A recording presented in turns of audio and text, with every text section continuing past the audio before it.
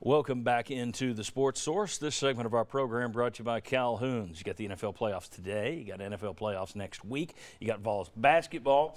What better combination than sports, barbecue, and craft beer from Smoky Mountain Brewery?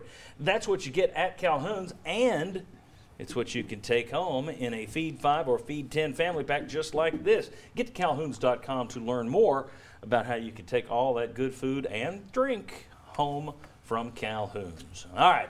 I want to welcome in the final two panelists today. We got right here a longtime member of our panel, Bob Hodge, and down there also from WNML, Josh Ward. Thank you, gentlemen. Josh doing a last-second fill-in for me today. Really appreciate that. The UT offensive coordinator search concluded this week, and it proved that all the hand-wringing, all the complaining was unnecessary. This was not locked down silently for weeks. I think what happened was they talked to Jim Chaney in December. I think they focused in on Mike Gersich when he chose Ohio State, and they just kind of went into shutdown. I think he chose Ohio State during that whole we're on to the recruiting phase.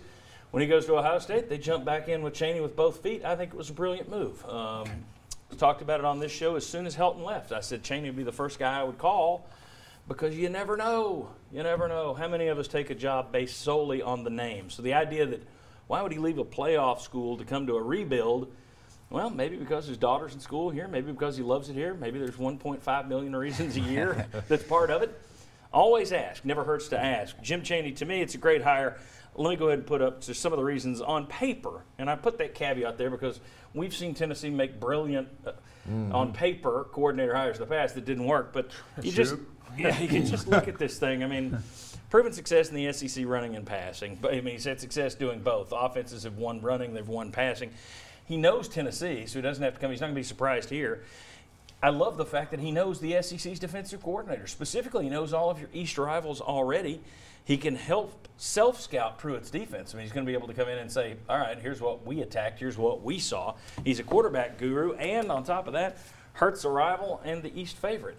Guys, I have nary a bad word to say about the Jim Chaney hire. I think it's if you had asked me, who's your choice, him over all others. That's where I would have gone. Thoughts on the Chaney hire? Am I wrong? Am I too giddy? I think you and I talked right after Helton left, and that's exactly who we said it would be Chaney. I think everything you have said, I think it's a fantastic hire. Plus, of the people that were mentioned a lot, his offense seems to fit with what Jeremy Pruitt wants to do more than some of the others did, because Pruitt's talked about controlling the ball and running the football, and Chaney gives you a little bit of the best of both worlds. I just think it's not only a good hire from the standpoint of you've got a guy with experience and success, but you also have a guy that fits with what your coach seems to want. I like Chaney a lot. I thought it was a tremendous hire, and I think one of the things, his versatility is what gets me. The ability to win by spreading the field and throwing it all over the place, the ability to win by running the football. I think he does a really good job with that. John, I called 3 SEC coaches and I talked to them on a somewhat regular basis, and they all said that it was a great hire. I said it was a home run hire. Lane Kiffin corrected me. He said it was a grand slam hire. So we'll see if Lane is right. But I love the fact that everybody goes to Lane Kiffin now. Lane's the voice of Knoxville. He's a spokesman from South Florida. So, I think he'll do a very good job here. Now, we'll say this. Would I've called him? Yes. I didn't think he was hireable until January. And in January, I was led to believe, yes, he is, for a variety of reasons. And I just think he'll do a great job. I think he's so good that I think he's going to be worth a win or two. One of the things on the self-scouting, though, he's going to tell Pruitt to get better players. There you go. Mike, Josh, your thoughts? Yeah, well, I think that it's a mix of all those reasons that you listed, John, of why he can really help Tennessee. I think that when you look at Jim Chaney and what he's able to do, knowing the SEC, being able to have success running and throwing the football, I think that can mean that Tennessee's offense, look at every position group, guys like Ty Chandler, now Eric Gray coming in. There's an example of knowing what to do with the X's and O's, how to get the football to Ty Chandler, who in the last month of the season, he was not involved in the passing game. I think that's something that changes. Dominic Wood-Anderson coming back, a talented football player, knowing how to get those guys the football against the different kinds of defenses they'll face. I think that's a benefit of having Jim Chaney. I think there's a message there that Tennessee spent the money that they spent to get him. I think that's a big message being delivered here. I agree with you. I agree wholeheartedly with that. I will also say I've been seeing a lot of people, well, we're finally spending money. They offered $8 million to Mike Gundy. We talked about it a year or two ago. $6 million to Gruden. They went back to you go all the way back to '94. Before Kevin O'Neill, they were the first team to offer a college basketball coach, Roy Williams, $1 million a year salary.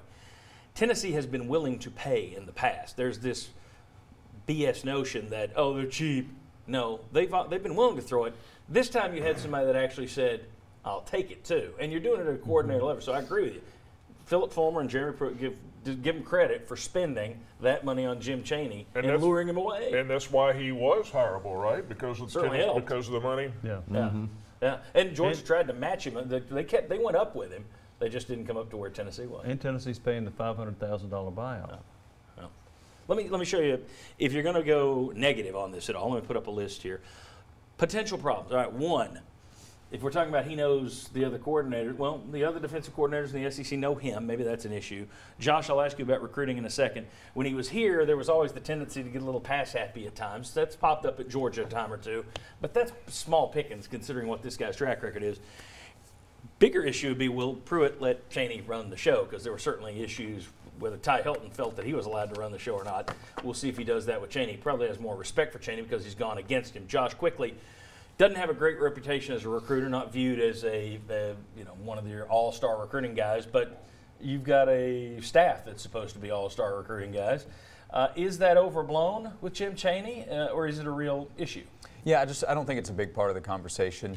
Recruiting obviously is going to matter to the staff, no doubt about it. Everybody recognizes that, but that's why the staff comes into play. And it's not to say that Jim Chaney's not good at recruiting. Right. It's just that's not his strength, or that's not what you're going to look at first with him. It's going to be coaching the players that the other guys are going to be mostly responsible for landing. But he does have recruiting connections, and he's recruited the Southeast, which could potentially help down the line. All right, good deal. We'll talk more Jim Chaney a little bit later on. Specifically, does Tennessee need to make him the quarterback coach, or are you wasting a little bit of his talents? We'll discuss that. We'll also talk about basketball a little bit later on, preview this week's opponent. But next, football recruiting, transfers, comings and goings on the roster.